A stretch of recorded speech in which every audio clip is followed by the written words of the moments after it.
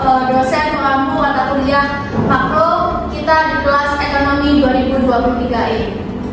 Kami dari kelompok 3 kelas ekonomi 2023E mempresentasikan tentang materi kedua, yaitu tentang uang, inflasi, dan institusi keuangan. Tapi sebelum itu izinkan kami memperkenalkan diri. Saya sendiri Dini Gustika, NIM 2308132419. Saya Maladiba Aulia Zahra, NIM 230813242227. Saya Gamal Febrianti, NIM 230813241998. Saya Amelia Anamentiani, NIM 230813241994. Saya Clara Sinta, NIM 230813242214. Saya Nadia Putri Adriani, NIM 230813242216. Saya Theo Dinada Bamiswa, NIM 230813242221. Selanjutnya langsung saja ke penyampaian materi. Kepada yang bertugas dipersilahkan. Baik, terima kasih kepada Mbak Dini. Kita akan masuk ke materi pertama. Yang pertama adalah materi tentang keuangan. Uang, definisi uang. Uang adalah alat pembayaran yang sah yang diterbitkan oleh bank sentral, baik berbentuk kertas maupun logam, yang memiliki nilai tertentu. Penggunaannya diatur dan dilindungi dengan undang-undang. Yang pertama ada fungsi. Uang memiliki 3 fungsi. Yang pertama yaitu alat ukur, alat tukar, yang kedua satuan hitung, yang ketiga penyimpanan nilai. Lalu selanjutnya dan juga uang bisa mempunyai fungsi turunan dalam arti alat pembayaran, penimbun kekayaan, penunjuk harga, pembayaran hutang, pendorong kegiatan ekonomi. Lalu yang kedua ada jenis-jenis uang. Jenis-jenis uang dibagi menjadi 2, yaitu jenis logam dan kertas. Jenis logam bahan pembuatannya aluminium, ukuran nikel, bronze, emas, perak atau perunggu. Sedangkan uang kertas dibuat dengan bahan berkualitas tinggi, tahan air, tidak mudah robek dan tidak luntur. Lalu yang ketiga, jenis-jenis uang berdasarkan nilai ada 2. Yang pertama bernilai penuh, yang kedua bernilai tidak penuh. Jika bernilai penuh, uang yang nilai intrinsiknya sama dengan nilai logamnya. Contoh, uang logam mulia dari bahan emas atau perak. Lalu yang kedua bernilai tidak penuh. Uang jenis nilai intrinsiknya lebih kecil dari nilai nominalnya. Contoh, uang kertas. Selanjutnya ada berdasarkan lembaga yang menerbitkan uang dibagi menjadi 2. Yang pertama ada uang kartal dan yang kedua ada uang kira. Uang kartal adalah uang yang diterima oleh masyarakat sebagai alat pembayaran yang sah yang dicantumkan oleh undang-undang yang dikeluarkan oleh Bank Indonesia, dicetak oleh Perum Peruri. Jenis uangnya adalah uang logam dan kertas. Untuk uang giral adalah alat pembayaran yang sah namun tidak bisa dipakai untuk transaksi biasa pada masyarakat umum, berupa surat berharga yang berguna untuk transaksi khusus pada bank atau kantor pos. Jenisnya yaitu bilet giro, cek, surat deposito, dan pemindahan telegrafis. Selanjutnya ada bentuk uang. Ketika uang berbentuk komoditas dengan nilai intrinsik, hal tersebut disebut sebagai uang komoditas. Berarti bahwa barang tersebut akan memiliki nilai bahkan jika tidak digunakan sebagai uang. Contohnya adalah emas. Secara historis, emas merupakan bentuk uang umum karena mudah dibawa dan diukur dan diverifikasi pemurniannya. Uang tanpa nilai intrinsik disebut uang fiat, merupakan sebuah perintah atau perjanjian, dan uang kepercayaan dibuat oleh dekret pemerintah. Contohnya yaitu rupiah, dolar Amerika, euro, dan lain-lain. Sistem kebijakan Bank Indonesia mengendalikan jumlah uang yang beredar. Yang pertama, operasi pasar terbuka. Yang kedua, kebijakan diskonto. Yang ketiga, kebijakan rasio kas. Operasi pasar terbuka, yakni kebijakan ini dilakukan dengan cara menjual sertifikat Bank Indonesia atau SBI atau membeli surat berharga di pasar modal.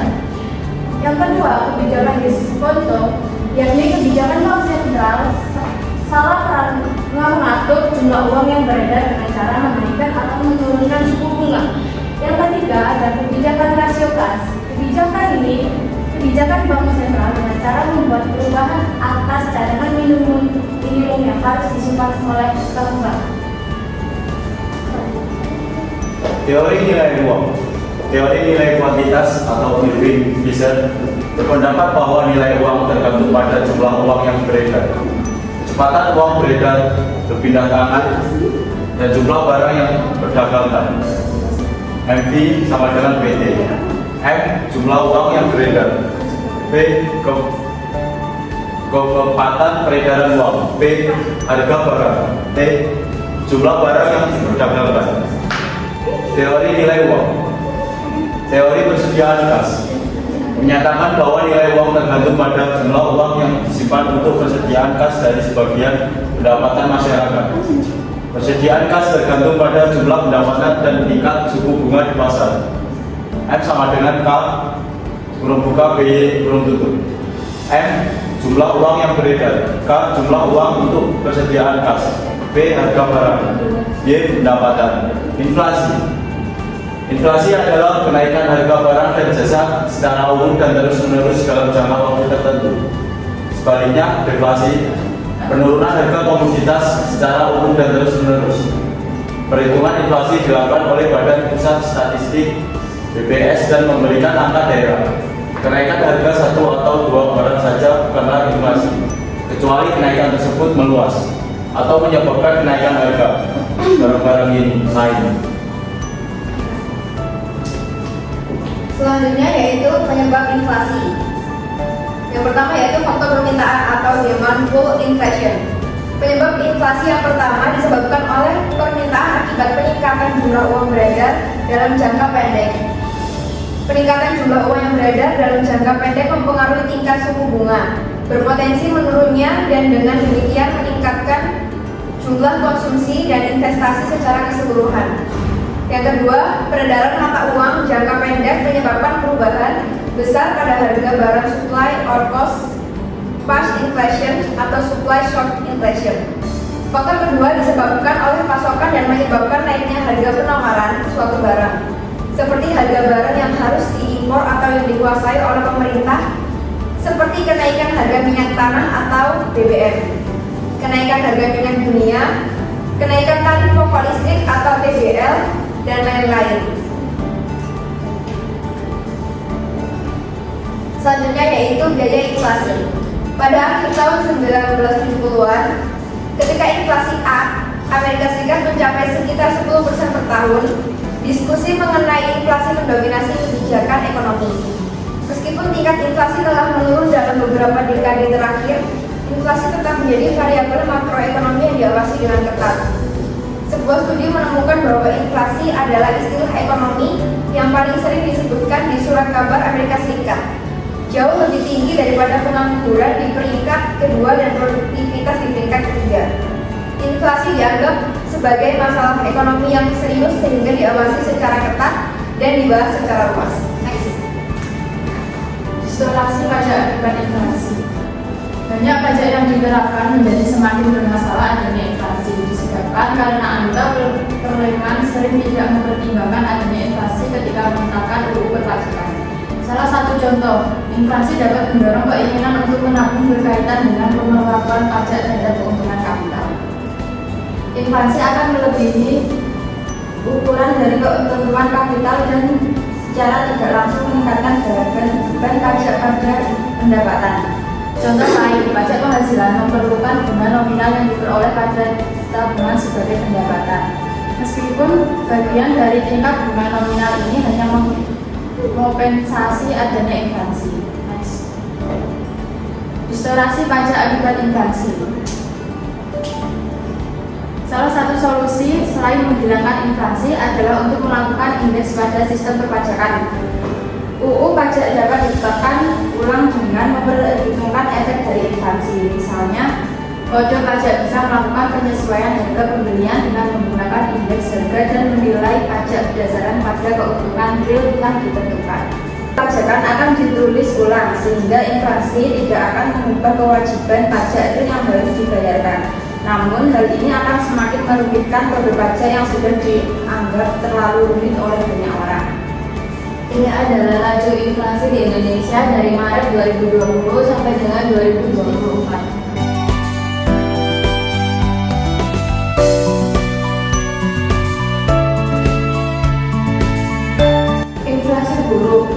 tapi deflasi mungkin saja lebih buruk.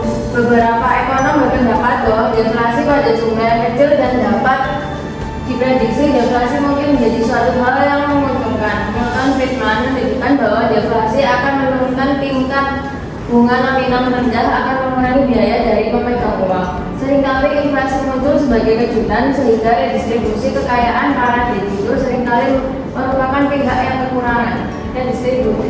Redistribusi kekayaan akan lebih menguntungkan para kreditur dan merugikan para debitur. Dikarenakan merupakan suatu hal yang dapat membahayakan. Hal yang mungkin paling penting adalah bahwasanya deflasi seringkali timbul pada bab-bab selanjutnya. Penurunan harga yang terjadi karena suatu kejadian seperti dikarenakan kesulitan makroekonomi yang lebih luas. Misalnya, kontraksi moneter akan mengurangi permintaan barang dan jasa keseluruhan dalam perekonomian. Penurunan permintaan agregat ini dapat menyebabkan turunnya pendapat dan meningkatnya pengangguran. Dengan kata lain, deflasi seringkali merupakan gejala dari permasalahan ekonomi yang lebih dalam. Selanjutnya terdapat institusi keuangan. Yang pertama adalah bank sentral, yang kedua adalah bank umum. Perbedaannya adalah kalau bank sentral itu sebagai lembaga pemegang otoritas moneter memiliki wewenang menciptakan uang sebagai alat pembayaran yang sah. Contohnya gedung BI Jakarta dan yang di Surabaya. Terus kemudian yang kedua adalah bank umum, didefinisikan sebagai bank yang melakukan usahanya dengan memberikan jasa dalam lalu lintas pembayaran. Contohnya Bank BNI dan Bank BCA. Next. Selain bank sentral dan bank umum, terdapat lembaga penjamin simpanan atau LPS dan otoritas jasa keuangan atau OJK. LPS itu adalah institusi non-bank yang memberikan perlindungan kepada nasabah dari risiko gagal bayar bank. Selain itu, LPS adalah lembaga independen yang bertanggung jawab untuk memberikan jaminan simpanan kepada nasabah lembaga keuangan yang didanai oleh iuran dari lembaga keuangan yang terdaftar sebagai anggota. Jadi LPS itu bukan didanai oleh pemerintah.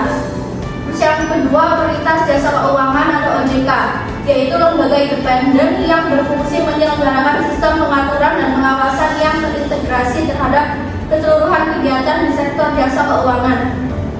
OJK itu dibentuk di dalam UU Nomor 21 Tahun 2011, diharapkan dapat mendukung kepentingan sektor jasa keuangan sehingga meningkatkan daya saing perekonomian. Sekian presentasi dari kelompok 3. Video ini dibuat untuk memenuhi tugas UAS dari Bapak Tony. Sekian dari kami. Wassalamualaikum.